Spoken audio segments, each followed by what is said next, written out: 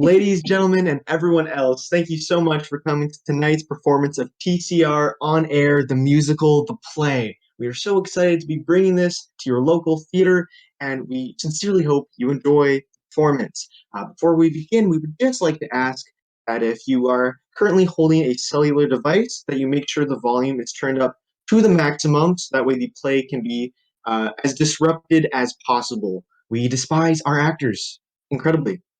So without further ado, thank you and enjoy the show.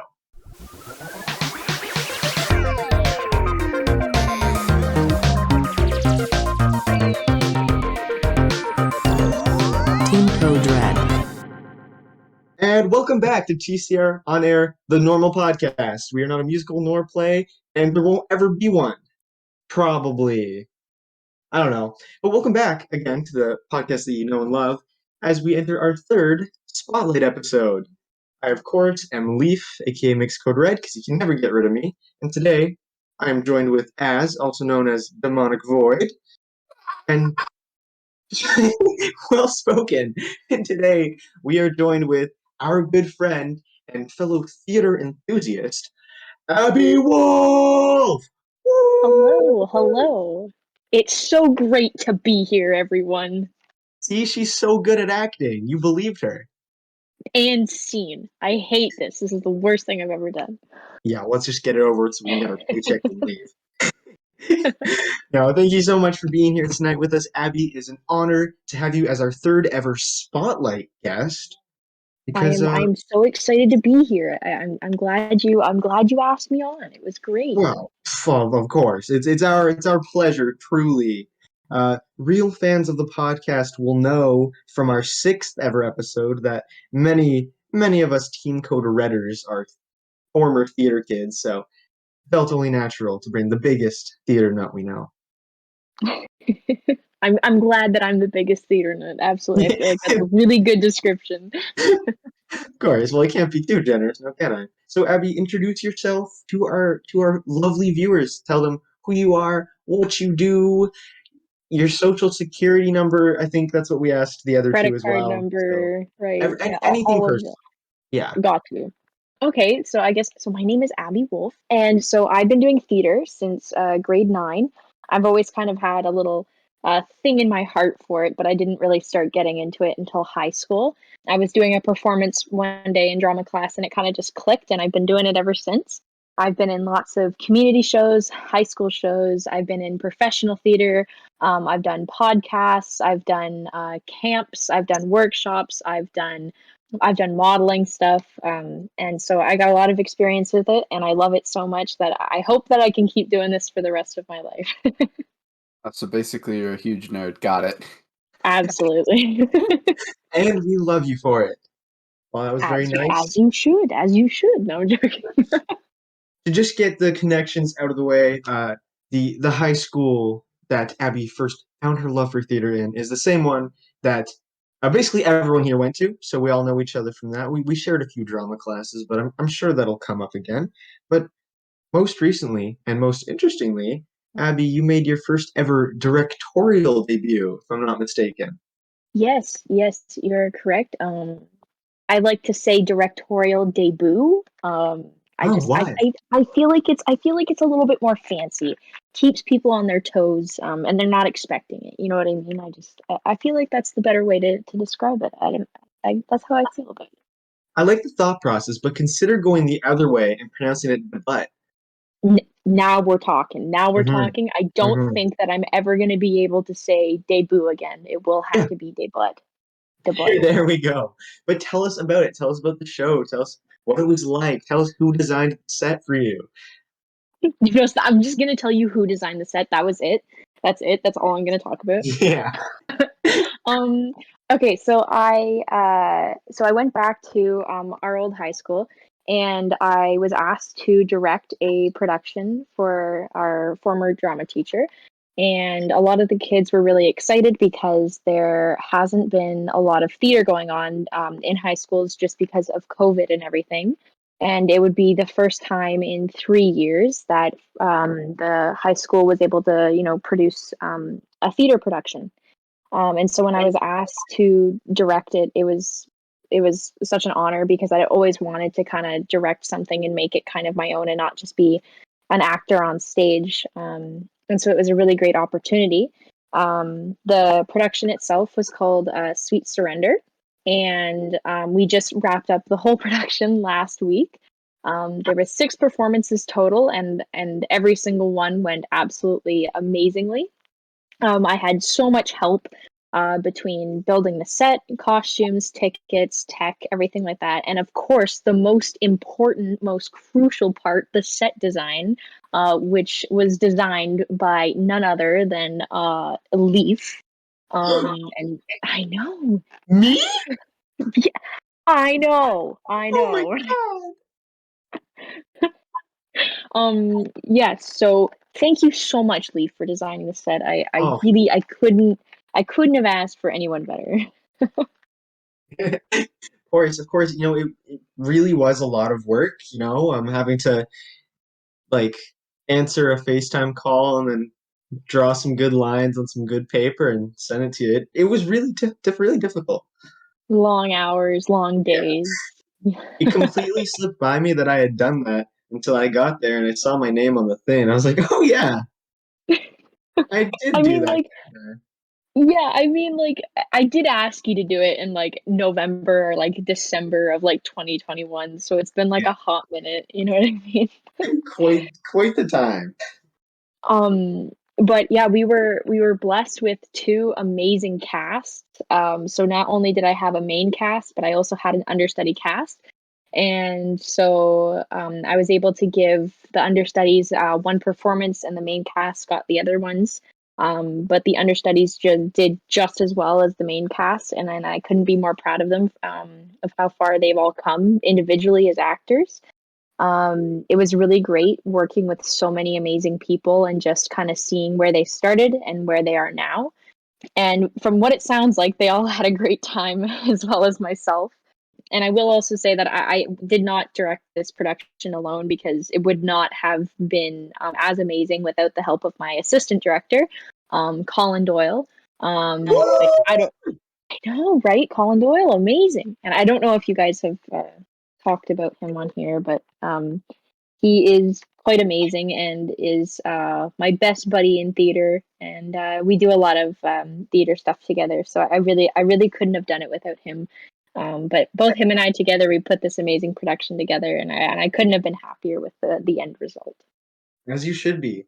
So as for Colin, we may have mentioned him before, but you can never help to remind him because Colin Doyle is quite the name in the TCR community because he is our highest subscriber to our Patreon, which is how you listening right now can support us if you love our content.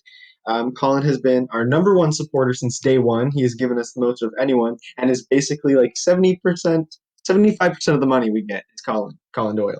Um, so he is honestly such a great guy, and he supports us so much. So you can from us take it that the 2 people behind Sweet Surrender are 2 very awesome people, and not just because one gives us money. He's a cool guy too. No, that's the only reason. Okay, but if I may give my thoughts about the production, I'd love to. Absolutely, absolutely. So Sweet Surrender for a high school theater production. It was the most dog water, garbage, just kidding. I'm just messing with you. It was incredible. It was so much fun. Like honestly, if I were you, Abby, I would not be able to be more proud because that was the most I've laughed or just had a good time in any production in a while. Of course, because COVID, it's been a while since I've been to one, but like it's got to be among like the top 3 best plays I've ever seen because not every play makes me go home and tell my family, hey, we're going back tomorrow and you're coming with me this time. You're going to love this. And honestly, when you told me that, I didn't think that was actually gonna happen. So when I saw you the next night, I was like, "Oh my gosh, no way!" Well, I made sure to like not promise it, but I knew I was gonna if I could. Because like I don't mess around. Of course I knew you and Colin, so I'd support you, but also I know and love almost everyone on that cast. Not to say I don't love any of them, they're just some I don't know. I want to put that on record. And I had to support them because they were Absolutely phenomenal. I was laughing my butt cheeks off the whole time. That's good. I'm glad. Now you said you laughed your butt cheeks off. Are they still at the school, or were you able to pick them up? The last time I saw them, so I was on my way out and I realized I was missing something, my butt cheeks, and I turned the corner and I saw the custodians poking at something where I had been sitting. So I just made a bolt for it. I'm glad that you got them back, though. I'm glad. Yeah, I'm yeah. glad. Anyway, as you got to see a whole total 0 seconds of the production, what did you think? I absolutely enjoyed the aftermath of said play. It looked like the cast was very happy to be with each other, very happy that they managed to get through all of it. It just looked chaotic, honestly. I have nothing else to add other than chaotic and happiness. Beauty, it's the Honestly, beauty of it's theater. a good way to describe it. No, yeah, that was like, oh, the vibes were incredible. Like on stage and then afterwards as well. They were such glorious people. And to those listening, you probably know a bunch of the people in the cast of Sweet Surrender because a lot of them were also in our show, The Town of Everhaven, which finished up a few weeks ago. So go check that out if you haven't already. Winks and self promotion. Speaking of plays, I mentioned that Sweet Surrender is probably one of the best plays I've ever seen. Another one, which I would love to hear both of you talk about, would be the last production put on by that high school, which was Noise is Off. Oh man, noise is off. Oh, it Oh was so God. good. You want to talk about chaos? That's the embodiment of chaos. Let's hear Yeah. it. Uh, Abby, would you like to basically give a summary of the play? Yeah. Yeah, sure. So basically, it's a little confusing. So just hop on the train here with me for a quick second. So it's basically a play about a play going completely wrong. Okay.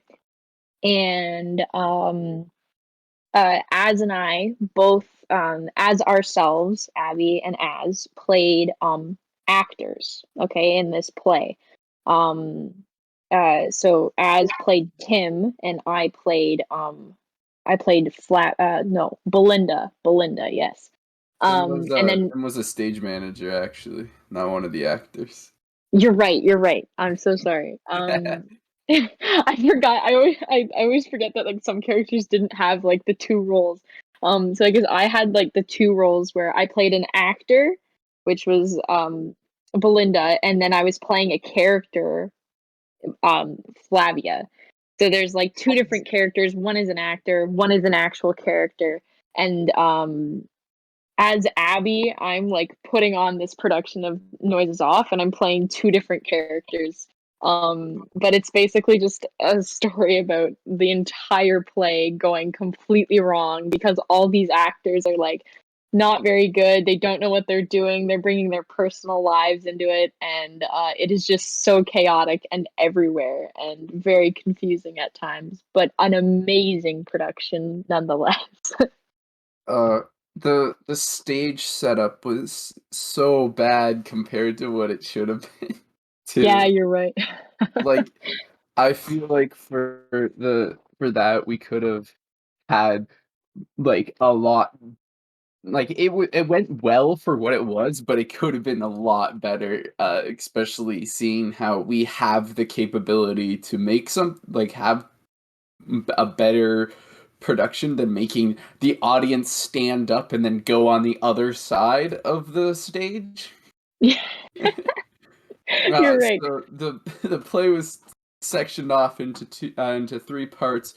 The first part took place on on the stage set of the play that was happening within this play, and then the second act took place backstage, and then the third act was once again on stage, which is so confusing. But we had it set up in the middle of our cafeteria, and we had to go back and forth, and that was how was that for you, Abby? It was definitely awkward at times because I don't know if you remember, but I remember one performance. This like backstage crew member left like the door open and like all the doors were supposed to be closed, so the audience just like completely looked in through the door and like saw all of us trying to shift to the other side.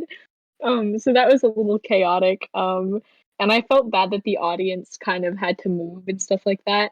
But I also kind of thought that it was kind of neat because it almost kind of made them feel like they were actually on the backstage of a set, where usually you never get to see the backstage of a set. So that was the only upside to it. But some like the downside was just that, you know, they had to move, which isn't ideal. Yeah. I I remember for the backstage part, we had a little section that our whoever was building our stage had made, where it was this tiny little closet basically with a curtain. Do you remember that, Abby? I do, yeah. And So tiny. at one point we had like I think about 4 people in there, and we were packed in there, and we were trying to shimmy our ways around to get the next person to go out on stage to be at the front, so we didn't have them rush past us. And I remember that being so chaotic because at one point I had an axe, which was pretty clunky to hold back there, while also trying not to be in someone's way. And Absolutely right. yeah.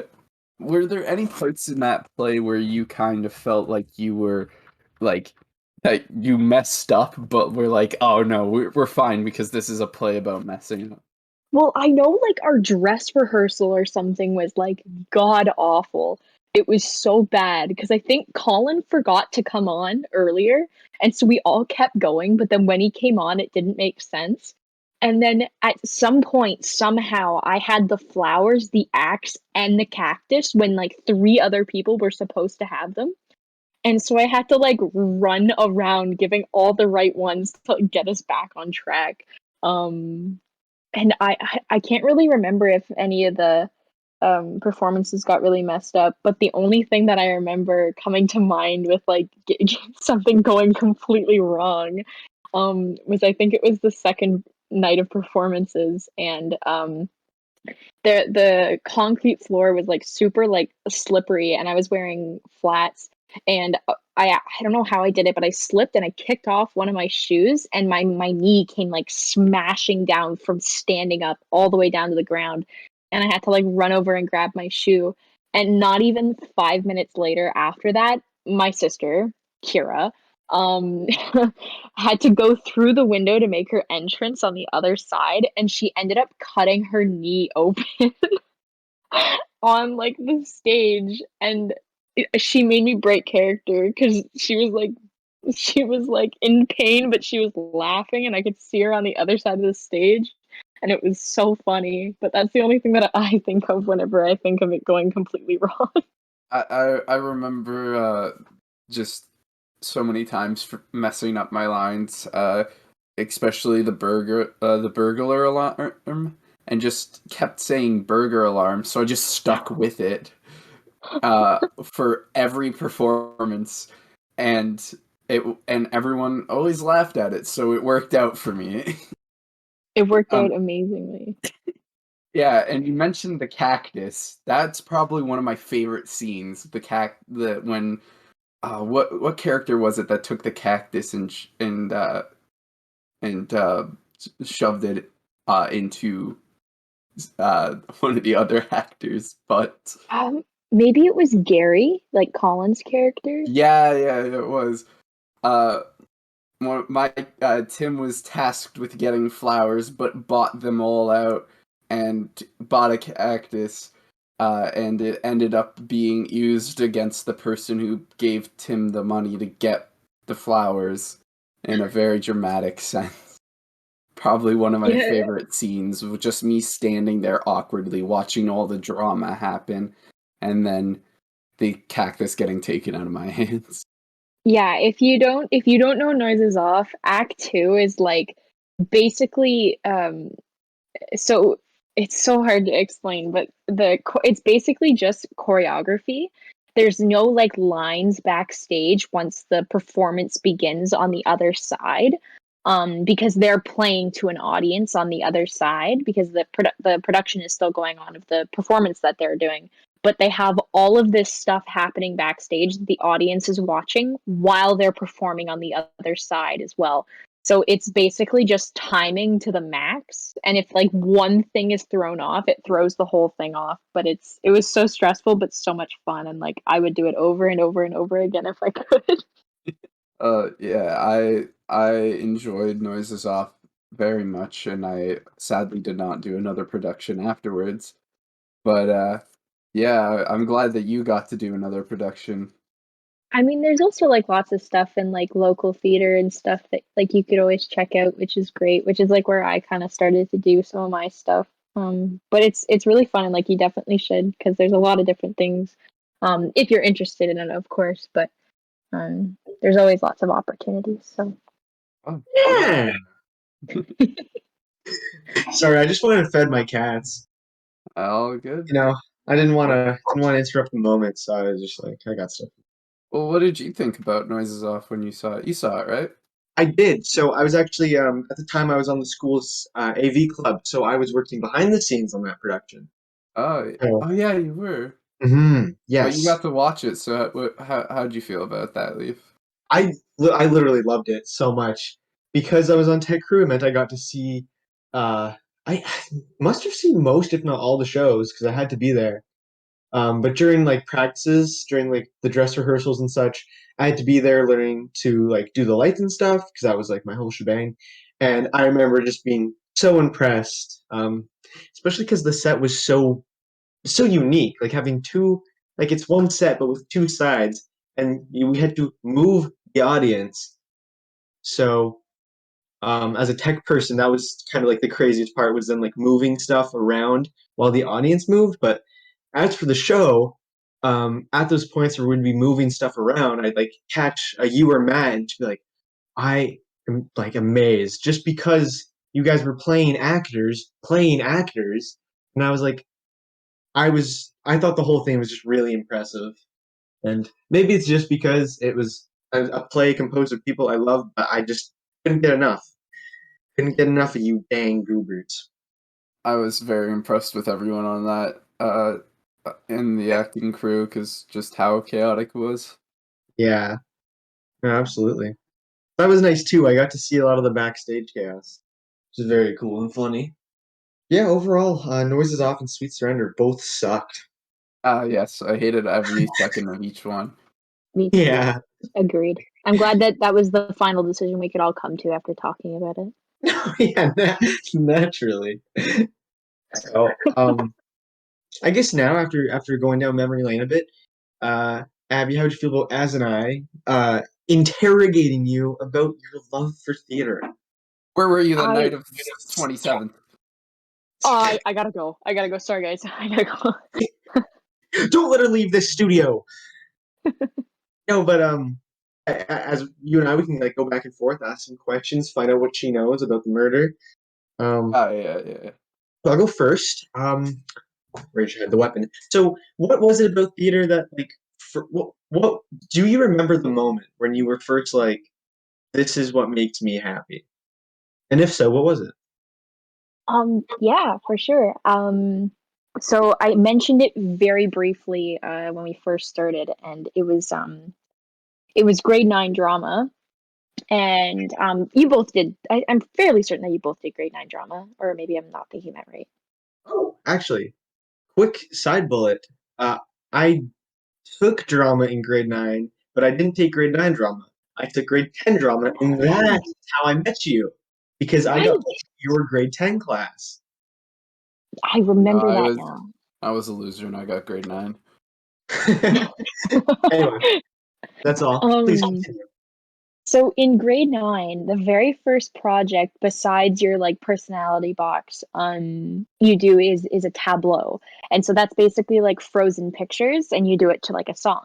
And so the song that my group was given, which also epic reference, I knew the Sir William Blythe in grade 9 because we were in the same drama group together. Hey, So we had him on epic this shout out. podcast. Oh, Epic shout out to Will. I know that Um guy. Will. Anyway. and it's relevant because I played the older version of him in this tableau we were doing, which was When I'm 64 by the Beatles. So I was an old man and he was the young man. And so I remember being on stage and I was like, I was doing something. I was standing on a chair. I think I was like fixing a light bulb or something. And I just remember like thinking like in that moment that I was doing a really good job and I was doing well. And this is something that I really, really liked. And I felt so good. And then I ended up finishing the rest of the year and I got a really, really good grade in drama. And that kind of gave me like a boost of confidence that, this is something I'm good at. This is something that I can do. And I've stuck with it since. So that's my origin story. There you go, your tragic backstory. Exactly. My lore. Very nice. As it's your turn, if you've got a question. I don't really have one prepared. Off the top of my head, what like out of drama class at unnamed high school, uh, what was your favorite, like, I guess, project you ever had to do that just further influenced your love for theater? That's actually a pretty good question. I'll have to say that probably doing I loved working with people in like a bunch of different groups. I love doing the scenes. I love doing like the docudramas. I love doing all of those, and those will always hold a very near and dear place to my heart. But I think that the projects that really kind of helped me further myself along as an actress was probably the monologue performances. I did I did a couple like third person monologues. My first one I did as a doll, and so basically it's kind of like you're playing a doll talking about yourself. So it was kind of sad or whatever. And then the next year, I did a third person monologue again, and I played a mirror. So that one kind of got a little bit deep and kind of got me to kind of be more in touch with like myself and stuff like that, and made me kind of think about a lot of stuff differently. And then my third and final monologue was really fun because I played my drama teacher, and that one was really fun. I got to talk about herself as well as her arch nemesis, and it was really fun just being able to be her. And it was just a great experience all around. So I'd probably say that the monologues were my favorite project in the drama class. That's it. Yeah, I think I remember all of those actually. They were pretty epic. those ones were my most dreaded ones. I hated monologues. That's my best monologue I did was my last monologue. I feel like I probably mentioned this in the theater episode, but we did that like a year ago, so I don't remember. It was the one where I was Mario. Oh yeah. I was just Mario, and I got the Chad Adam Vivian. If you don't know him, he was in Everhaven, episode 4. He's the cashier. I got Adam on the lights, and I don't remember what my thought process was, but I was Mario talking about what it's like to be Mario. But then I made it existential because I was Mario who is constantly trapped in my Nintendo and is only alive when I, Leaf, is playing the Nintendo. So I remember I had at one point, I got Adam to make the lights red, and just in my Mario was like, "It's so dark," something like that. Crowd Oh pleaser. god, I remember that one. Yeah. That was good. I think you had the outfit and everything too, Oh so yeah, I've got the outfit. that was pretty good. I remember that one. Oh, well, thank you, Kyle. Coming from yourself means a lot. What was I gonna say? Oh yeah. Next question. Why'd you do it? I just had the undying urge. Shameful. Okay, but actual question. Um, Out of all the productions you've been in, one, is there a favorite? And two, who is the wildest co-star you've ever had to work with? Oh man. Making you um yeah, you are like trying to think. Okay, well, my favorite production that I've the ones that I've been in Definitely probably Noises Off is definitely probably my favorite. Let's I just go. I love the cast and I loved everybody who worked on there, and like I'm still really good friends with a lot of the people that I acted with, like Az Let's and go. William and Colin and Matt, Yeah, and let's save obviously Glint TCR for last.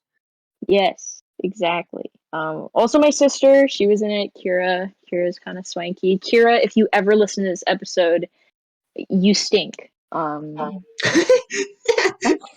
Hidden in the podcast because she has to listen to it to see what I said about her. Yeah, epic. Makes sense. That's smart. That oh my goodness. I'm just helping you get the views up, Leaf. I'm just helping you get the views up. No, we're not struggling. It's really funny, and I don't know why. It's funny. So Noises Off is probably like the best production that I've done so far. I guess I am doing one right now that maybe I'll talk about later that is very similar to Noises Off that could potentially be a tiebreaker. I'm not sure. They're kind of like Ooh. neck and neck, but yeah. As for the crazy co-star, if we're talking like a character that they played, like the most like let's say crazy character. The very first time that I did a professional show, which was last September, I had to act on stage alongside a chicken, and that was definitely a Oh really my weird god, experience. I know that one. Yeah, it was weird. It took a lot for me to not break character because it was a full grown man dressed up as a chicken. Um, so it was weird, but we love the actor and he's a great actor and a great person.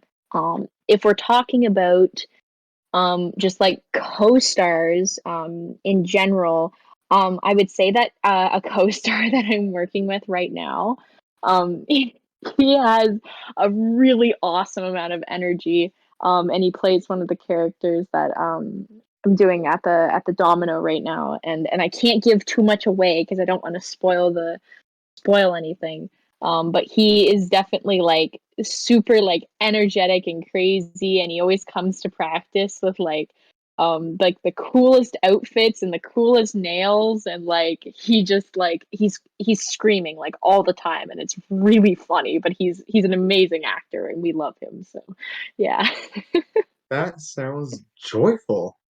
it is most definitely it. I as soon as you said the Chicken Man one, go back to that, I instantly knew what you were talking about. And I gotta say, I don't know how you stayed in character around that chicken. It was definitely hard. The makeup was good, and again, him as a chicken, he was perfect. But just the chicken that was right beside me, that was taller than me, was a little, overwhelming at times. Yeah, no, I bet. Very, very lovely. As by any chance, do you have a question for Abby? Yeah. With theater, of course, that comes with a lot of costume changing, a lot of running around, and just general like I guess it comes with the career. Backstage horror stories. Backstage. Oh, that's a good Hmm, one. I'm Are trying there any stories that you have from backstage where you kind of just were sitting there looking at everything and going, "Oh, we're so screwed." I think it was more that like I was so screwed, not everybody else. So in the same production that I did back in September, I played three different characters in like the same production. And so I had three different outfits. And so my first one, I was more of like in a business attire. Then the second one, I was like a waitress. So I just wore like a skirt and a top. And then my third one, I was a ghost. And so I wore like a black kind of cloak, and I had like a necklace and stuff. And one of the shows, the thing was a little tight on me just because I'm just I have a little bit of a larger chest. So I was putting it on, And I think that I put my arm too far through and I like ripped the side. Like I ripped underneath, like where my armpit was, like all the way down my side. And I don't really understand how I did it on that one night. But yeah, and I had to go on stage in like a minute. So I was freaking out because there was no way that I could like hide it. So I had to kind of just like try to keep my arm to like the side the whole entire time to like pray that no one kind of saw it. Oh, And it was definitely stressful, but they were able to sew it and it was fine from then on out. But definitely a horror moment backstage. That does sound pretty worrisome. yeah. I feel like if that ever happened to me with one of my outfits backstage, I'd have a panic attack. Yeah. That would go too well. Well, that's certainly a horror story that luckily didn't get as bad as it could have been. Exactly. It could have like ripped the entire dress and I just would have been screwed. Then you would But have been, it's yeah. A little. fine. But it was manageable. It was manageable. So There you go. I personally don't have any more questions lined up. As if you have any more you can think of, go for it. I'm Otherwise, done. all right, perfect. Well, we did this with Will, of course, because he was a spotlight guest a little while back. Another, sorry, let me start over. You were also in the Everhaven audio show, Abby, but that actually wasn't the first one you were in. Tell us about that one, and then we'll talk about Everhaven. the audio show. I hope that we're thinking about the same one here. I think so. Um, just I guess just stop me if I'm going off the rails here. Okay. Um, I did an audio show with Blue Canoe. Is that the Hmm. one that we're thinking Yeah, of? Okay. absolutely. Okay, yeah. So I did an audio show with Blue Canoe, and it was really fun and it was really interesting. I played a lot of different characters in that one, and it was basically all about aliens and how this like girl's mom was like an alien hunter kind of thing, and she went missing, and it was kind of her life goal to kind of like follow in her mother or parents' footsteps, I guess, and kind of follow through with that. So I played a lot of different characters in that one. I played a girl who got like kidnapped. I played a really drunk girl. I also played a really weird farmer. It was very fun to do some different accents and stuff like that for that one. That was the first time that I ever did like a radio show kind of thing, and it was very fun. See, you were more than a professional when we asked you to be on Everhaven. Exactly. I had the prior experience. So tell us about your experience on Everhaven then. Yeah, for sure. You can be Everhaven. brutally honest. Hurt our feelings. Okay, I hated it. It was the worst thing ever. Period. That's all I'm gonna say. I'm joking. Okay. You said to be brutally honest. I'm just being brutally honest. Um, Everhaven was really, really fun.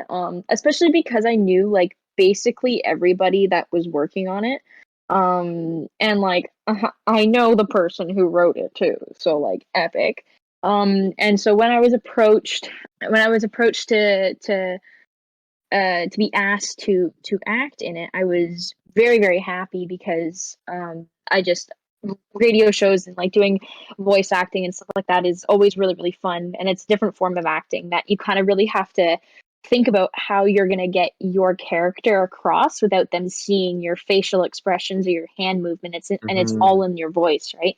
So it's a much more difficult form of acting, I think, that not a lot of people are aware of. um and so in Everhaven, I played Rosie, and she was a little girl. And so it was very interesting to do a voice that was very young like that, because I'm obviously not used to making that sort of voice.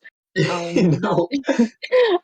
but nonetheless, it was very fun, and I had an overall great time. And I mean, the story is really great too. And overall, it was just really fun to be a part of something that big with so many people that were involved. Mm. So, yeah. Yeah.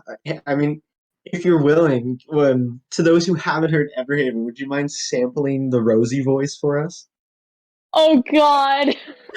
I can't. God. I'm like trying to even remember what it sounded like. Um, I'm like, okay, what do I say? I don't know what to say. I don't know a Rosie quote off the Okay, top of my. we'll just improvise. I'll set the scene. Rosie, what are you talking about? There is no train. But I saw it, and I know that it's real, and I just There's wish no it goddamn was train, child. Smack. Whip cracking sound. Rosie was Beautiful. never seen again. That's how And that's how that's how that episode that's ended how of that episode Everhaven. ends. That's true. Yeah. If you're interested, Rosie appears and stars in episode 5 of Everhaven. So if you're willing to check that out, go for it. That was one of the few episodes that I wrote completely by myself, and it was the one I was most proud of. So I was very happy to have such a star-studded cast on that one. Definitely the most epic episode. Definitely go check it out. I remember Like, being oh my in God. well, the way we made Everhaven, like we didn't know how anyone was gonna sound when we got to it because we didn't do any auditions. Um, and so I remember in the recording, like as we were doing the read through, me and the show's former co-producer were texting each other like, "Oh my God, like we nailed the casting on this one. Like we could not have struck more gold."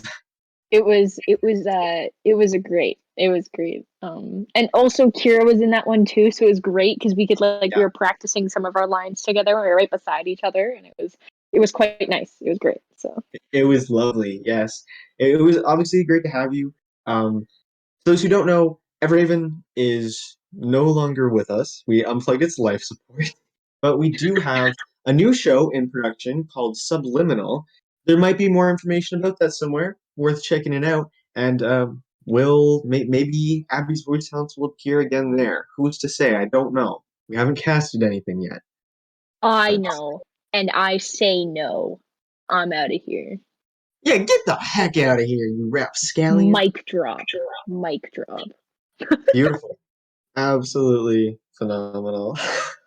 All right. Well, um, you did kind of touch a little bit on the play that you're going to be working on. The last thing that I really wanted to talk to you about was what stuff that you're going to be working on that you're most excited for. Yeah, absolutely. So I am currently in a production at the Domino Theater, and it's really great. Anybody listening, y'all should come watch it because it's quite the farce, they might say. Um, It's sorry. I was just going to say that yes, please come support the show if you happen to know what city we live in. It's unfortunately we can't say, Exactly. Just but if figure you it out. know, Like, if you do happen to know where we live and you live here, go support the show. absolutely. Yeah. So, can I say the name of the show? Yeah, yeah, of course. Okay. I just didn't know. Um, so the name of the show is called Kong's Night Out, and it takes place in the 1930s. I play a character called Daisy, a very young, bright-eyed girl from Buffalo who just got off the train from Buffalo, and she is stepping into New York City for the first time to become an actress. And the show, as they say, is going a little bit bananas. And there may be there may or may not be a monkey involved. Um, exactly.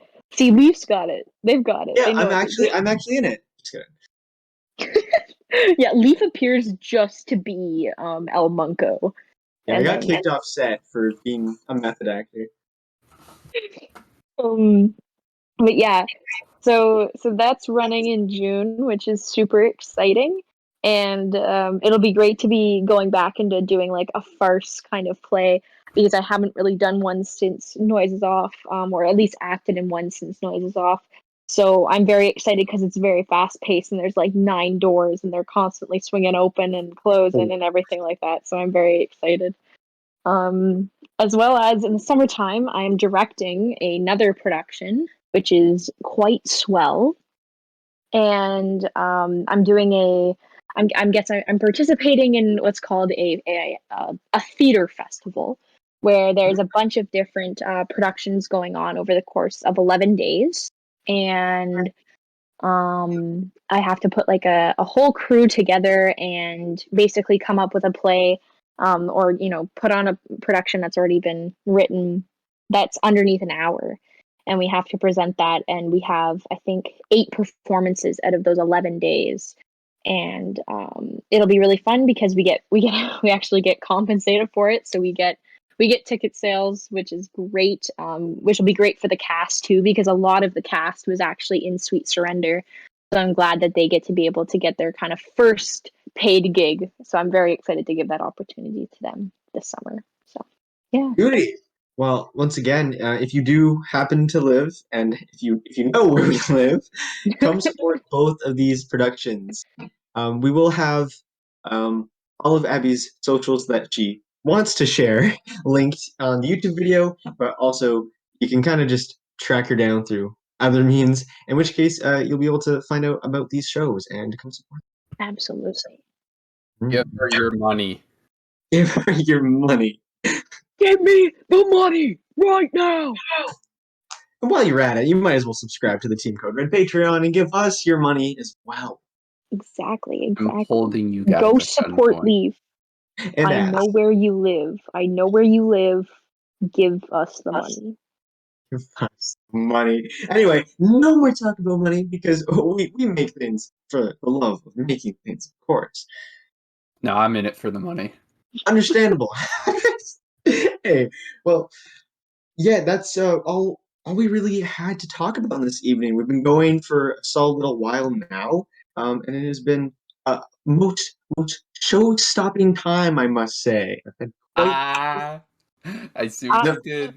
I I see don't. what you did there. I get it. No, I I'm. get it. That's really funny. I don't understand what you just said at all. Yeah, yeah, I'm not really sure what you guys found so funny there. But once again, Abby, thank you so much for being here on the podcast. It has been an honor to have you and to dissect your theater brain.